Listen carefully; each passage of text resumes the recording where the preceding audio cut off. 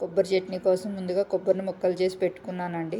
ఇవాళ కొబ్బరి చట్నీ ప్రిపేర్ చేద్దామండి. ఒక కళాయిలో ఆయిల్ తీసుకొని వేడి చేస్తున్నానండి. ఆయిల్ అనేది కొబ్బరి చట్నీ కొంచెం తక్కువగానే పడుతుందండి.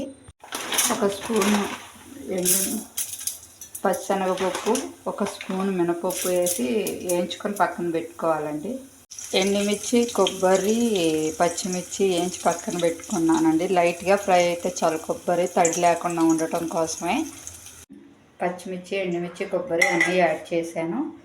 దాంతోపాటు ఒక 2 టమాటాలు కూడా మగ్గించుకుంటున్నాను అండి. కొబ్బరి చట్నీలోకి బాగుంటుంది టేస్ట్. కొంచెం టమాటా కూడా యాడ్ చేశానండి దీంట్లోకి. ఎండుమిర్చి, వెల్లుల్లిపాయలు, పచ్చిమిర్చి, కొబ్బరి అవన్నీ నలిగాక పచ్చిశనగపప్పు, మినపప్పు అన్నీ నలిగిన తర్వాత టమాటాలు కూడా యాడ్ చేశాను. సాల్ట్ కూడా యాడ్ చేశానండి. కొంచెం బరగ్గా గ్రైండ్ చేసుకుందాం అన్నంలోకి కాబట్టి. మీకు చట్నీలోకి అయితే కొన్ని వాటర్, లైట్గా వాటర్ ఒక 2 స్పూన్స్ అలా వాటర్ యాడ్ చేసి మిక్సీ పట్టుకోవాలి. ఫైనల్లీ కొబ్బరి చట్నీ అనేది బరగ్గా పట్టుకుని అలా బాగుంది.